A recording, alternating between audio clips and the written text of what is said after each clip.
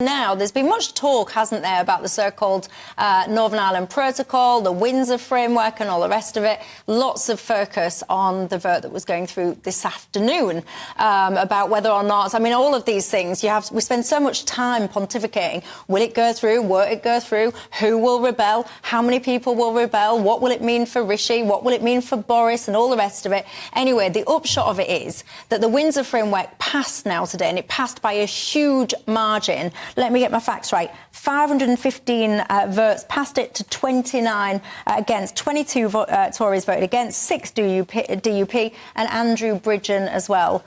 So that's the total. That's where we stand. First and foremost, right, Ben, because I worry that a lot of people, they don't really understand, A, what it is, and B, why it's so important. You are the guru on these kind of matters. So a quick summary for any viewers that are in that camp.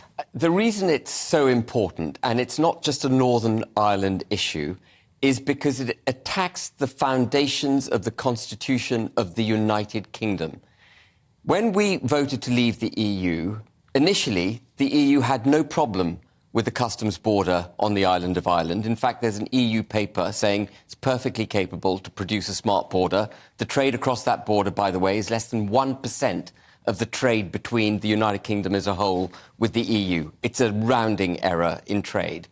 But they alighted on it as a mechanism to put a grappling hook into the side of the United Kingdom, which was the Northern Ireland Protocol.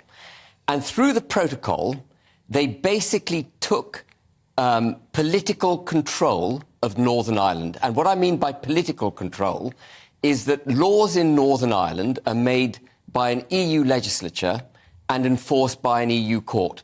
And once they took control of those laws and they put the border down the Irish Sea, where there's much more trade between Great Britain and Northern Ireland, they were then able to economically try and capture North. So politically, they captured it with their laws. Economically, they tried to capture it by disrupting trade with Great Britain. And the idea behind that was to divert trade to the Republic and economically and politically, therefore, take control of Northern Ireland. Faced with that, the entire United Kingdom has two options. One, let Northern Ireland go, or two, align with the EU.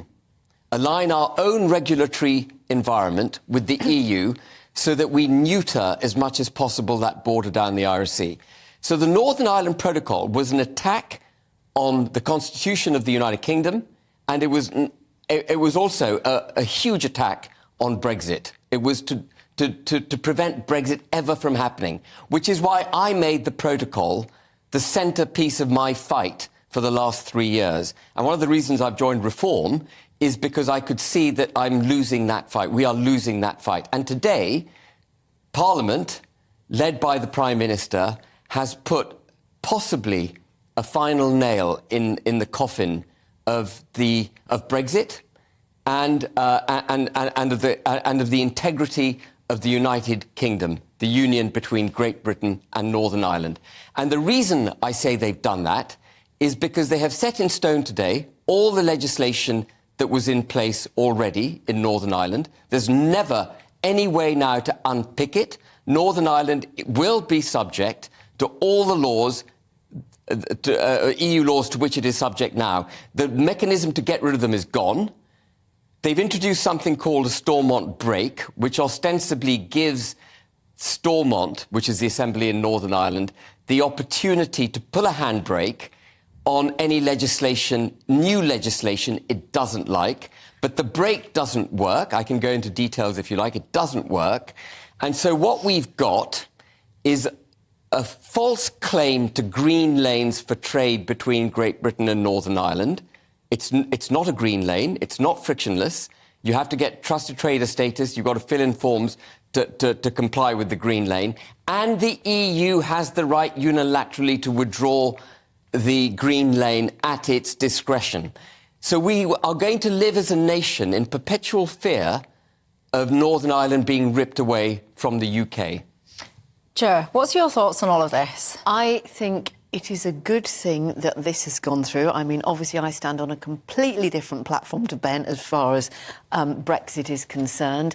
But I think this is probably the least worst option. The Stormont break will only work if Stormont begins to sit again. And I think the people of Northern Ireland really deserve better than this. And there really needs to be a bit of pragmatism now. And I think Rishi Sunak, actually, politically for him, this is important. He's got it through, and for the reasons we've already discussed, Boris Johnson didn't get his hordes of adoring masses following him through the no lobby. For Rishi Sunak, it's a success, and it's not just how it is seen domestically. Internationally, it's very important because it means that the temperature has been lowered. We've already seen that he's managed to create a better relationship with Europe, and particularly with President Macron and Ursula von der Leyen. He's a different kettle of fish. But he's done that by giving up on the United Kingdom. And that's exactly the point I was about to make, Dirk, because there'll be people at home, like, they'll be shouting at their screens now, saying, like, listen to what you're saying. You're almost saying that, you know, by all intents and purposes, and a part of the United Kingdom has, in many ways, now been annexed by a political union that the majority of people in this country voted to leave. And then you say, well, oh, it's really good, he's making mates with Macron and Ursula von der Leyen. And yeah, because we need to have a better relationship with Europe. Whether we're in or out of Europe, we need to have a better relationship. At the expense of the UK's sovereignty? Well, it's not at the expense of the UK's sovereignty. Well, it isn't, so. Ben, and you know... But would you tolerate London being subject to EU laws and adjudicated by an EU court? We wouldn't tolerate it. Would the French tolerate Normandy being subject to British law? No way. But this is an affront to our sovereignty and the integrity of our country. Ben, without, going back over, 2016 again and again, the real problem was that it was always going to be a problem with Northern Ireland. No, it wasn't. Yes, I started what I said by explaining that Northern Ireland was not an issue. The EU issued a report in November 2017, declaring that the border could easily be managed on the island of Ireland using smart technology. And and here's the lie from the EU. They now claim that they can make the border between Great Britain and Northern Ireland more or less invisible. Well, why not do the same for a border on the island of Ireland, which separates two countries, two different currencies, two different tax rates, two different jurisdictions, and where trade is 1/5 of what it is between Great Britain and Northern Ireland? They choose to put the border down the Irish Sea because they want to defeat Brexit, they want to punish the United Kingdom, and in the pursuit of harmony with a belligerent neighbour, our government has given in. And it is the beginning of the end of Brexit, and it is political weakness that I have never, ever seen in my life. And we should all, as British citizens, be fighting this tooth and nail as a matter of principle. The UK is under attack, make no mistake of it, and our Parliament is complicit.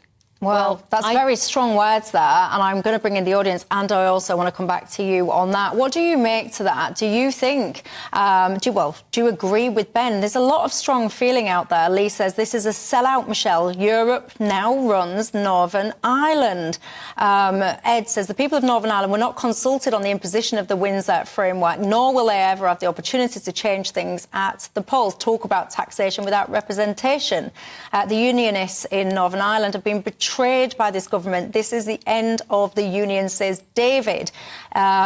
I mean, there's such a strong feeling. Adrian says, I have nothing but contempt for Parliament now. They have essentially kicked and thrown Northern Ireland out of the UK. Let me ask you this. Are you in Northern Ireland? How do you feel today? I especially want to hear about your thoughts, your feelings, your views tonight on this issue. Get in touch. GBViews at gbnews.uk is how you can reach me.